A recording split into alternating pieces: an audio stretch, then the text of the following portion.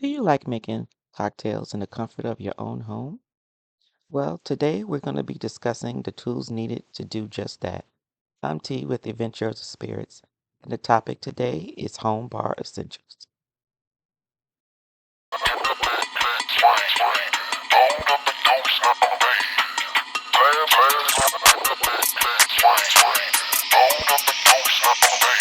Perfect.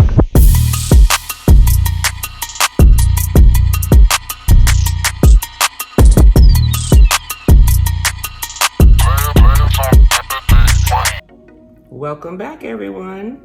Today we'll be talking about bar essentials, essential tools that you'll need in order to make cocktails. Cocktails other than just your usual, 50% spirit, 50% juice or soda, or just a splash of tonic. These tools are essential for making any type of drinks, from your normal regular drinks to some of the actual mixology drinks. Again, I just want to put a disclaimer: I am not a bartender, certified bartender. However, I do enjoy learning about spirits, learning how to make cocktails, in addition to tasting them. So, with that stated, let's get into it. So here you see a total of about 23 essential tools, including the ice pail here. So we'll go through each of them and explain to you what each of them are used for. So here you have your shaker, and there are actually different types of shakers that are available. This here is considered your cobbler 3-piece shaker, and the reason it's a 3-piece shaker is because it's 3 pieces, okay? Usually the liquid goes into here. You put the cover on there. There's a little strainer there, so just in case you don't want the ice. And here goes the top, so you can go ahead and shake and pour. The other shaker that actually I do have, but it's actually in the dishwasher upstairs, is actually called the Boston shaker, and that is where you will get one side of it is stainless steel, and then you can just use the glass that you're mixing the drink in and turn it over, and you use that to shake together. So think of it as 2 cups together, and you shake, and then you just pour in, and then you're done. So you don't have to worry about using a different type of glass. Then you have the mixing tin. Sometimes you will see a glass. It actually looks almost like in chemistry class, like a beaker. The glass ones is usually the glass with the little pour spout on the end. I just have a small one because this actually holds just enough for maybe my Manhattans or old fashions or drinks where you actually mix in the glass. And let's just say I didn't want to put it in the glass yet. I just rather mix it in here and stir it and then pour it in. Plus, this also helps to chill faster, actually, and it's less breakable. So you don't have to worry about if this falls for it to break, or how long it takes for it to chill before it's ready to pour in the actual glass. Okay? Then we have your steel Hawthorne cocktail strainer. So this is a strainer. I know it looks very busy, but it's like this for a reason.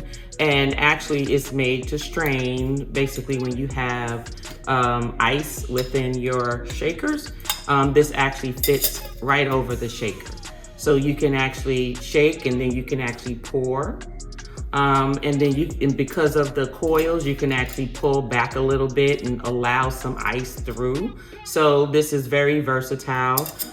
In addition, some people, this isn't strained enough. Sometimes people want it fine strained. So sometimes it's good to get,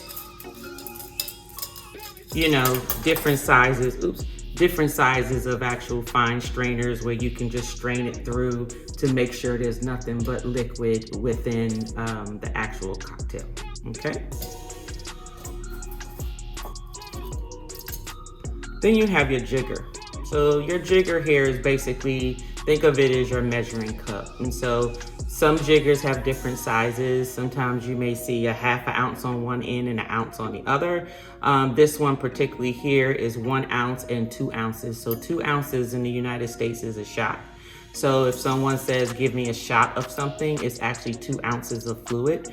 And if you fill it directly up to the rim, you should get a true 2 ounces. This is a 1 ounce, and then it has, actually you won't be able to see it on camera, but there's little rings on the inside for you to measure a quarter, a half, or 3/4 of an ounce within this jigger here. There's various types of jiggers. They're shaped all kinds of ways, very fashionable. This actually worked better for me because it's easy for me to hold and flip and, maneuver when actually measuring the alcohol. Then you have the bar spoons. So these are 2 different types of bar spoons here. Bar spoons, of course, have spoons on the end, and they're used for actual stirring. And the way that they're actually shaped is really so you don't use your whole arm to stir. Everything is sort of in the wrist. If you also notice, there's different tips to the bar spoons. This one has a fork, which I actually use for garnishings when I'm trying to pick up a lime or a lemon or a cherry. I can actually poke it and put it where it needs to go without touching it. And then this here it's actually a flathead here. And this is actually used for when you are making special cocktails where it requires layering of different liqueurs and or syrups. So it's to control where the liquor is actually going into the glass. And if you notice, there's little spinning coils, which is the actual arm of the spoon. And actually when you're actually pouring those liqueurs to, especially on this one, not so much this one, but on this one, when you pour the liquor down, if you pour it here against it, it'll actually coil down and take its time and just go over the edge. So for those who are looking to layer their actual drinks, this is the actual bar spoon to use. Now we have a knife. Of course, everyone has to have a knife because how are you supposed to cut up your limes, your lemons, your oranges, or any other type of fruit that you need to cut up? So it's also good to keep maybe different sizes depending on what type of cocktails you're making. Some people are using more than just lemons and limes. There are individuals who are using, they're at the bar looking like they're making a whole meal. So you want different size knives in order to accommodate the type of cutting, slicing, and or dicing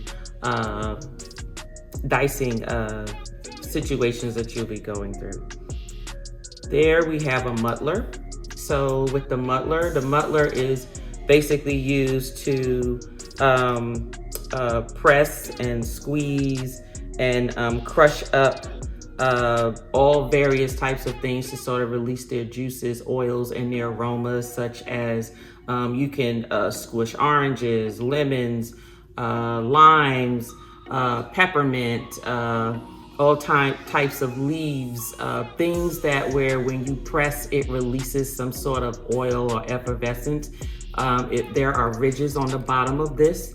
Most people use this a lot in mojitos, or another cocktail that I actually like is the Brazilian rum drink, which is a caipirinha, and you actually muddle the sugar along with the lime in it, and so this actually helps to release those flavors.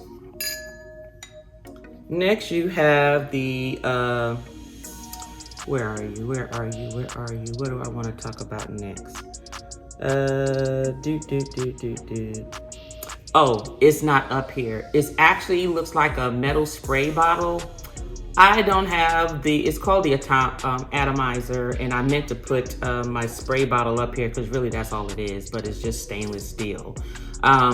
But basically, think of it as a little spray bottle that you input anything you want to season your cocktail glass with. So in other words, sometimes I'll make a Sazerac, which requires some absinthe in the glass. You don't actually pour the absinthe in there. You actually spritz the glass with it, just to give it sort of a seasoning, if you will, but not an actual pour. But instead of getting an atomizer, I actually just use a spray bottle.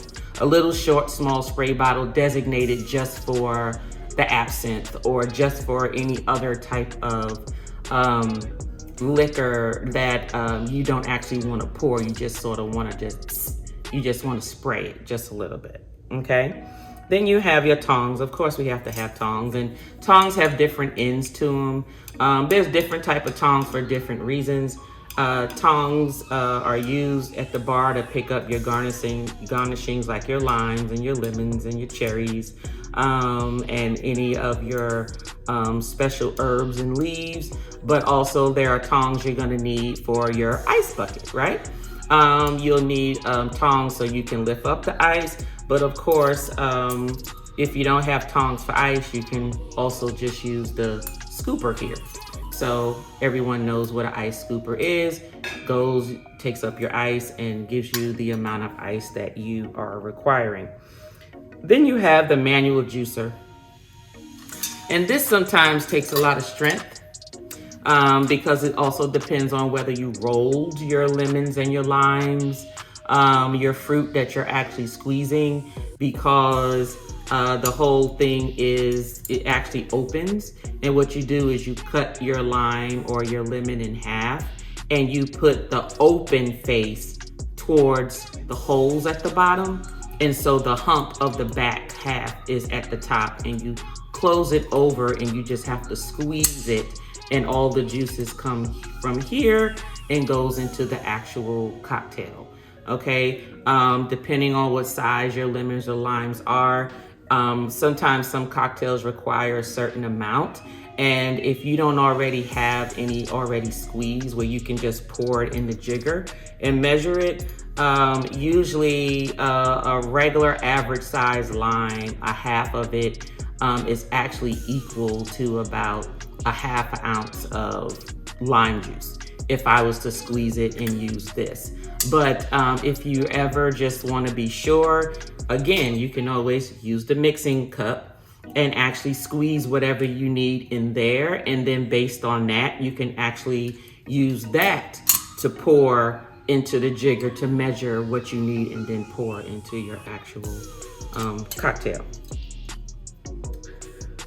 Then you have your peeler. Okay. I don't really spend that much on these peelers. I don't use them often. Most of the times, I don't usually, I'll just say, put a little effervescence of the lemon or the orange on top of most of my cocktails that I drink. But of course, if you're making drinks for others and that's what they would like, you would take this and actually peel the outside layer of the actual skin of the orange, lemon, or the lime. It actually makes it very easy. It actually peels it, gives you just enough that you need where you can actually twist it, rub it around the rim of the glass, and then maybe put it in. Okay. Then you have your grater. So here, this is a grater. You can get any grater. It's no different than like a cheese grater. Same thing, it's a grater. But I use it for specifically if I'm trying to shred something, usually for garnishings most of the time.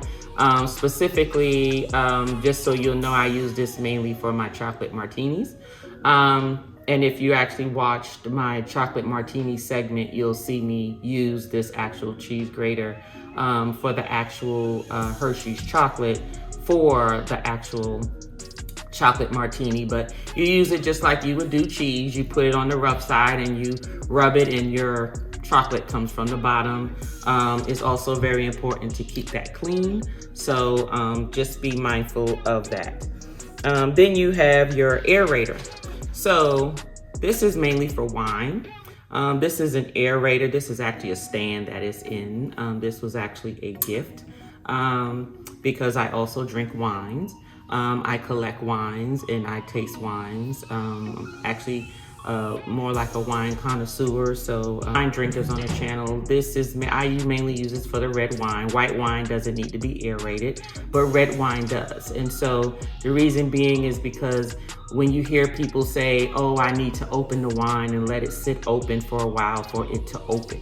Well, that's so it can be oxygenated. And in order to oxygenate anything, it needs to swirl within the air. And so that's basically what this does. So when you pour the wine in here, it actually goes through and aerates and comes out aerated on the other end. So you don't have to wait for the bottle to open and oxygenate itself. So if you open up a fresh red bottle of wine and you want to drink it now, you don't have to wait 20 minutes or 30 minutes. You can actually just pour it right in here, and then this part, pour it in your glass, and there you have it, aerated red wine.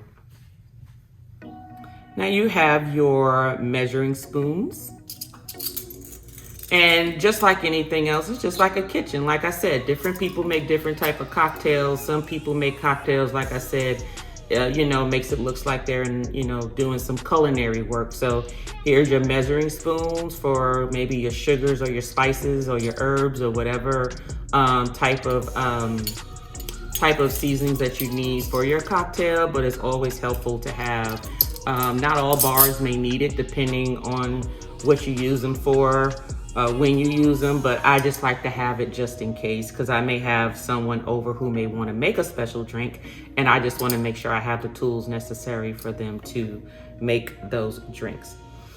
Now we have the wine foil opener. So if you look on this side, you'll see it's metal. It has like two little blades on each side.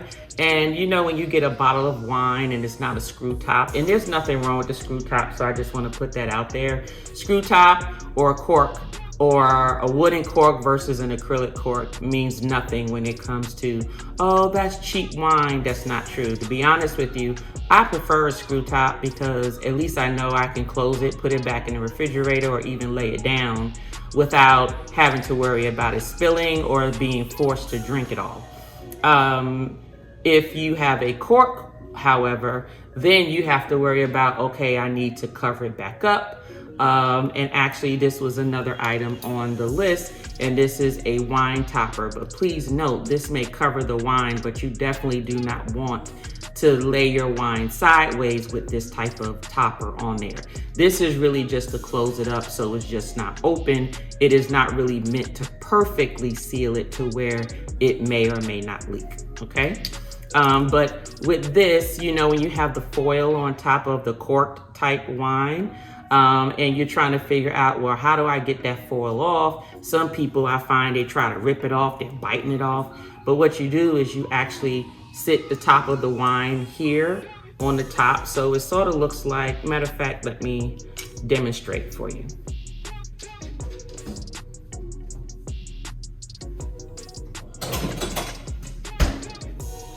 Now, this is a white wine, but it doesn't matter. The top is still the same. And I can actually uncover the aluminum foil, and it's fine because I can put it back. It's not like I'm taking the cork out. Now, on some wines, they may help you and actually have a little tab on it where you can just peel it and the top comes off. And then all you have to do is use the cork screw to take the cork out. But if you do not have that starter, which most wines do not, you want to take this and put it on. See here how it sort of fits on the bottom, and you squeeze and you turn it around. Oops. And so when you squeeze and pull it around, then you just peel it off. See? So this is how you use the foil opener for the wine. Okay? I'll put this back over here. And let's talk about since we're talking about wine and wine openers, if you notice there are two on here. There's two different ones, and they do the same thing, they're just different. Okay, so when in reference to the wine openers, you have two different ones. One is actually a hinge corkscrew, which is this one, and one is called a wing corkscrew wine opener. Okay, and the difference is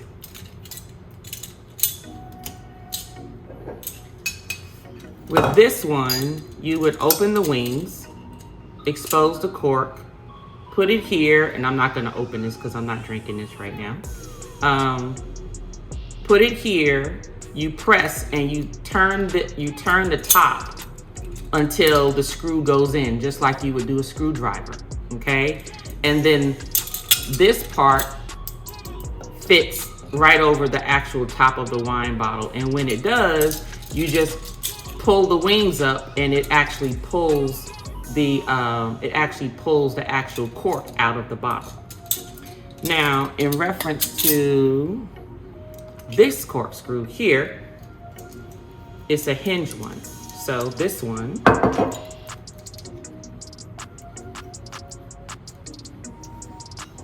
with this one, you would do the same thing.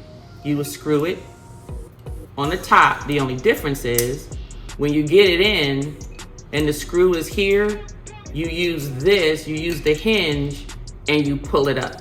You pull up the actual cork. And then when you get high enough, now you put it on the lower one and pull it the rest way out.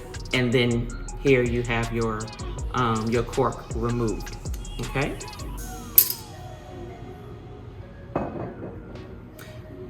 Now, there are some, these are not tops, in case anyone was looking here. These are not toppers like wine toppers. These are actual liquor pourers.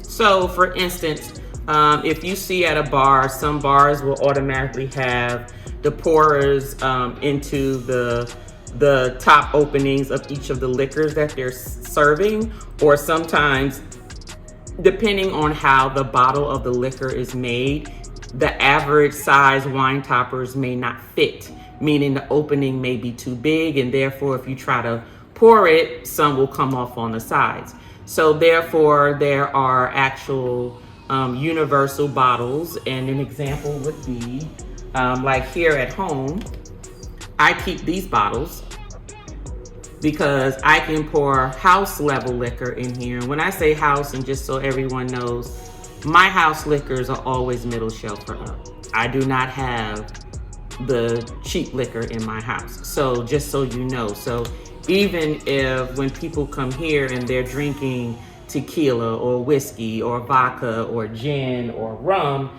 they know they're getting a good brand regardless. It just didn't cost me $70 for the bottle, okay? But these are sort of the universal size bottles. Some are glass. I prefer not to have glass because to me, when you're drinking and people are around in the area, I just don't want things to break. So the actual top of this bottle, you can actually put the actual, and you know when it fits because you have to push it in. And this is actually, if you notice, the tops are different. And let me pull the top off of this one. This is the cover for that one. If you notice, the tops are different, and the difference is this one here is a free flow pourer, okay? Which means it's just free flow, just like it is. It's gonna pour whatever you get. It may not be where you can really measure based on your pours. And if you see most bartenders, they usually use this one, and this one is a speed pourer. And as you can see, and let me pull this back out so I can show you the inside. Here, if you notice that the actual opening, this one's smaller, this one's bigger. So you're gonna get more liquor flowing through this one than this one. But with this one, the bartenders know that if they pour and they go 1, 2, 3, they know how many ounces they're pouring, okay? Now, I'm not a professional that way. I've been trying to practice to see if I can master the counting process to know whether it's a half an ounce, a quarter of an ounce, a half an ounce, a 2 ounce, a 3 ounce, or a 4 ounce. That just takes some practice and some measuring to see if you actually did it right. But just so you'll know, if that's what you're using it for and you want to learn that, just use this one. And this is actually called a speed flower. Some may be more angled than others, but just wanted to show you that there's 2 different types, and don't make a mistake and buy one and not the other, because one's going to give you more out of it. I do not have, there is actually also a wine aerator pourer that is available that you can have for your bar. It actually looks like this. However, the difference is the opening is much bigger. Okay, it's about maybe the size of the top of this topper opening. However, with the top, it looks like a little small aerator. So it almost looks like a real tiny version of this at the top. And that is what I use for my wine when I'm pouring it. And, you want to aerate it, but you don't want to carry this around or have this available. You can put in the actual wine aerator topper on top of the red wine, so every time you pour it to someone, it's already getting aerated. Okay, so those are your your liquor pours. Of course, you have your metal ice cubes. These come in different sizes, different shapes, but I can say I don't prefer these. These were gifts, and I actually bought the real big square ones, for like my Manhattans and my old fashions and things. But you're supposed to put these in the freezer, in the deep freezer, and it's for you to use in your drink so you don't have to worry about the dilution of the actual ice. So if you don't have the dilution of the ice, you don't have to worry about it, but you just want your drink chilled. I find that this only stays cold, but for so long, even when it's frozen. So I don't know what's on the inside. I don't know if it must be a gel, but maybe it also just depends on the type of gel on the inside. But I haven't been very happy with them, and I don't use them often, but I just wanted to make it known just in case you happen to see these and maybe it works for you. Okay. You also have the absinthe spoon. I know this looks kind of crazy and funky, but the absinthe spoon was used to dissolve a sugar cube in a glass of absinthe, primarily, especially with the cocktail of the Sazerac, which is from New Orleans. You put the actual sugar cube on there, and you pour the alcohol on there, and it actually dissolves through the spoon. And that is basically to sweeten your actual cocktail and take out some of the mild bitterness of it. So what is absinthe, you say? I will touch on that during my one of my video segments about exiled spirits. Okay, so just want to let you know about that. In reference to the brush cleaners, you can't have all these tools without making sure you have different size cleaners. And these cleaners, this is so you can get into the nooks and crannies of the actual items that you're using. These come in different sizes. This is just the smallest one I put up here, but it's necessary to make sure that you have it. Well, with all that said, thank you everyone for joining me. If you like this segment, like to see more videos in reference to home bar accessories and or spirits, or if there's other subjects in reference to spirits you want to talk about, please leave them down in the comments, and don't forget to hit the like and subscribe button for new videos. Okay, having these tools are very helpful when it comes to your home bar to make sure you have what you need to make your cocktail. So with that said, if I missed anything, please leave that in the comments. So you all have a good evening. Bye-bye.